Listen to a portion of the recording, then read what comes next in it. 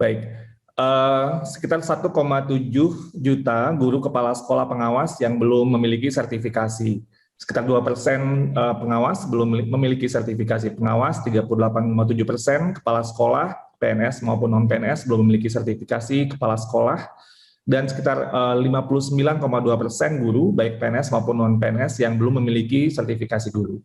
Dan proporsi terbesar memang ada di kelompok guru non-PNS. Ini data-datanya seperti yang ada di sini.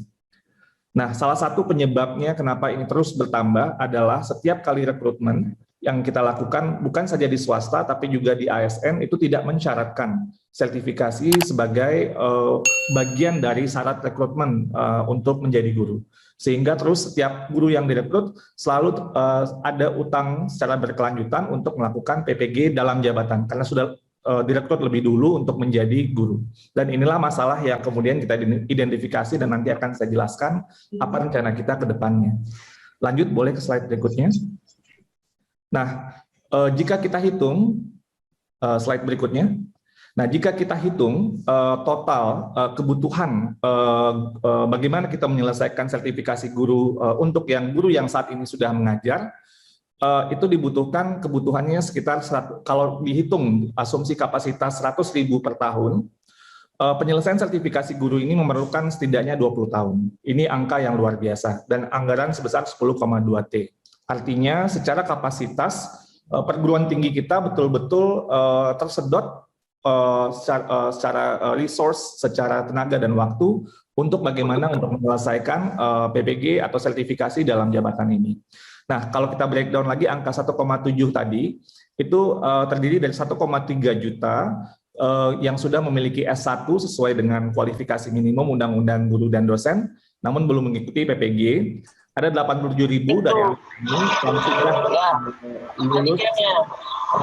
lulus PPG dan menerima sertifikasi. Buka batiknya. Pak Heru langsung di-mute, Pak Heru.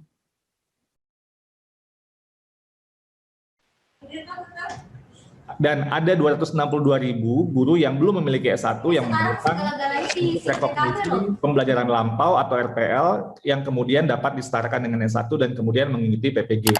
Nah, di luar angka 1, juta guru ini, kita memiliki kebutuhan guru sekitar 267.000 guru baru yang akan direkrut mulai tahun ini dan akan memiliki kebutuhan guru yang nantinya juga akan memerlukan PPG dalam jabatan. Nah, ada beberapa upaya penyelesaian yang akan kita lakukan atau kita upayakan. Pertama adalah penambahan anggaran untuk PPG dalam jabatan. Tentunya ini memerlukan anggaran untuk bisa menyelesaikan ini. Yang kedua, bukan saja anggaran, harus ada kapasitas. Artinya angka 100.000 itu merupakan angka yang sangat luar biasa sebenarnya. Kalau kita juga ingin menjaga bukan saja terselenggara, tapi terselenggara dengan kualitas yang baik. Nah, ini memerlukan ekspansi kapasitas penyelenggara PPG untuk bisa melakukannya. Seperti yang Bu Ketua tadi tekankan, harus merupakan profesional sesuai dengan Undang-Undang 14 tahun 2005 tentang guru dan dosen. Nah, yang ketiga ini adalah hal yang mungkin yang akan saya jelaskan lebih elaborasi lebih lanjut. Artinya, kita memerlukan sebuah skema bahwa untuk kedepannya tidak ada lagi setiap tahun penambahan jumlah guru yang harus dilakukan PPG dalam jabatan secara berkelanjutan. Jadi ini harus di-stop. Caranya itu adalah kita mengusulkan sebuah skema baru, yang ini sedang kita bicarakan dengan lintas kementerian dan lembaga, yaitu PPG prajabatan model baru. Yang ini akan saya jelaskan di slide berikutnya. Boleh lanjut ke slide berikutnya? Nah, saat ini skema PPG prajabatan itu dilakukan, atau idealnya itu dilakukan sebelum rekrutmen dilakukan. Kedepannya, melakukan sebuah perubahan atau hacknya itu adalah PPG ini dilakukan sesudah rekrutmen, jadi bukan sebelum rekrutmen. Kenapa demikian? Pertama, kalau PPG dilakukan sebelum rekrutmen ini, banyak sekali kasus di mana yang sudah di PPG-kan itu belum tentu terserap untuk menjadi guru. Jadi artinya mereka pun sudah kita capek-capek mem-PPG-kan, tapi belum tentu mereka terserap ke dalam profesi guru. Sehingga ini tentunya selalu menjadi pertanyaan dari Kementerian Keuangan, apa jaminannya kalau misalnya mereka dibiayai dan kemudian mereka itu menjadi guru. Nah, lalu yang kedua, ketika mereka sudah dalam skema dengan pemerintah daerah, belum tentu pula mereka itu dipastikan untuk menjadi guru. Jadi kadang-kadang terjadi pergantian dari pemerintah daerah sehingga kemudian kesepakatan sebelumnya itu kemudian menjadi tidak lagi menjadi sebuah hal yang disepakati, dan sehingga tadinya guru itu langsung terserap jadinya tidak terserap. Nah, sehingga kita mencoba untuk menawarkan sebuah model baru, yaitu PPG sesudah proses rekrutmen. Nah, ini akan dimulai dengan pertama perencanaan. Perencanaan dilakukan oleh pemerintah daerah, tentunya berkoordinasi dengan pemerintah pusat untuk melakukan clean datanya. Datanya itu betul-betul sesuai dengan kebutuhannya. Untuk juga sebelum melakukan cleaning data ini, pembersihan data ini, dilihat apakah gurunya itu tidak menumpuk. Kadang-kadang kekurangan guru itu bukan terjadi karena gurunya secara jumlahnya kurang, tapi karena distribusi tidak merata. Ada guru yang menumpuk di daerah perkotaan, tapi kurang di daerah yang desa atau daerah tertinggal. Sehingga ini merupakan kewenangan dari daerah untuk melakukan redistribusi, dan kemudian kita hitung berapa kebutuhan yang betul-betul diperlukan. Nah, kedepannya ini akan lebih mudah karena guru yang pensiun itu selalu membuat sebuah slot untuk guru yang baru. Jadi misalnya sebuah daerah ada 1.000 guru yang pensiun, berarti itu ada slot 1.000 guru yang baru. Artinya anggaran untuk gaji guru tersebut, kalau kita lihat kalau guru yang pensiun, tentunya plafon gajinya lebih di atas. Dan guru yang baru, plafon gaji tentu lebih rendah. Artinya dengan adanya guru yang pensiun, selalu tersedia plafon untuk guru yang baru. Nah, inilah yang akan kita lakukan dengan daerah, pencocokan data dan sebagainya. Lalu kemudian dilakukan pengajuan formasi, di mana pemerintah daerah berkoordinasi dengan pemerintah pusat, Kemendikbudristek, Kemenkeu, Kemenak, dan Kemenpan-RB untuk mengajukan formasi kebutuhannya. Setelah disetujui formasi oleh Pan-RB, lalu dilakukanlah seleksi.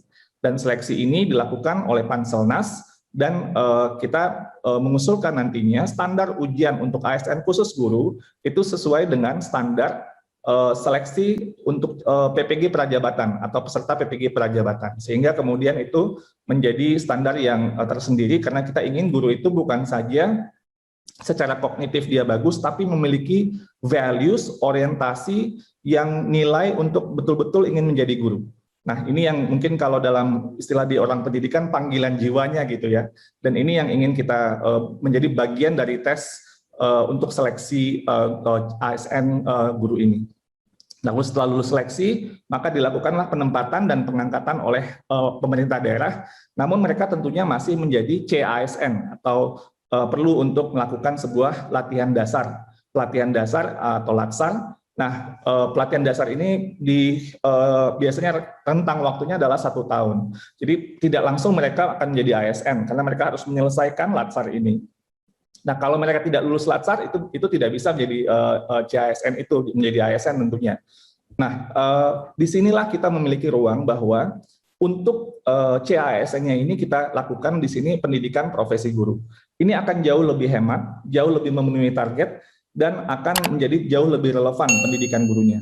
Jauh lebih hemat, kenapa? Karena kita melakukan PPG sesuai dengan kebutuhan di mana guru yang sudah diidentifikasi, direncanakan, dan kemudian ditempatkan di daerah, di sekolah, sehingga kemudian PPG-nya menjadi jauh lebih relevan dan tidak istilahnya itu hanya memprediksi berapa nanti kebutuhan, tapi ini sudah langsung angkanya sudah kita kunci dari awal, sehingga kita jumlah PPG sesuai dengan jumlah kebutuhan yang diperlukan. Lalu yang kedua, PPG-nya pun langsung si mahasiswanya itu tahu dia akan ditempatkan di mana, dia akan ditempatkan di daerah mana. Jadi orientasi dia sebagai seorang guru itu semakin menguat dan semakin siap ketika nanti akhirnya dia lolos untuk menjadi guru setelah lulus dari PPG. Inilah yang kita namakan PPG berbasis sekolah yang ada di daerah, yang dilakukan berdasarkan kebutuhan guru, dan lulusan dari PPG itu langsung bekerja.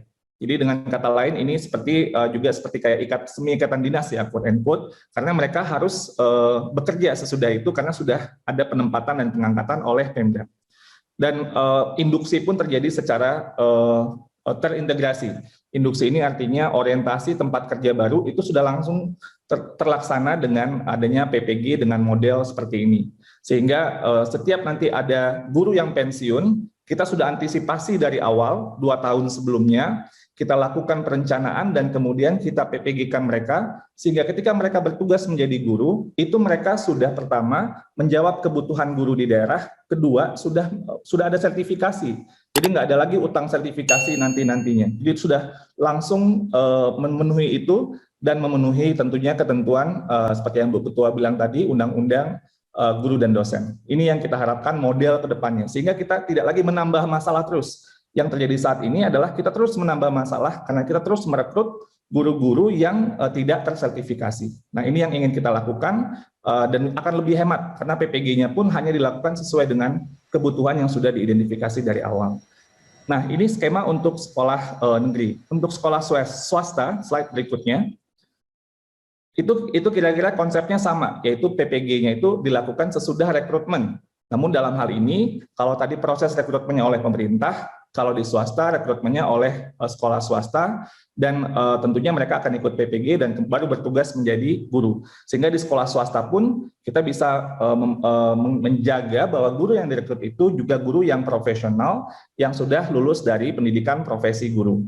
Untuk swasta tentunya ada swasta yang lebih mampu bisa melalui biaya yayasan. Untuk swasta yang memiliki mungkin kurang kuat secara finansial, kita akan sediakan skema insentif. Lalu kemudian PPG biaya mandiri tetap ada, tapi ini merupakan mungkin opsi yang tidak menjadi prioritas, karena yang kita utamakan dulu adalah menjawab kebutuhan yang ada di masing-masing sekolah, baik negeri yang tadi maupun yang swasta.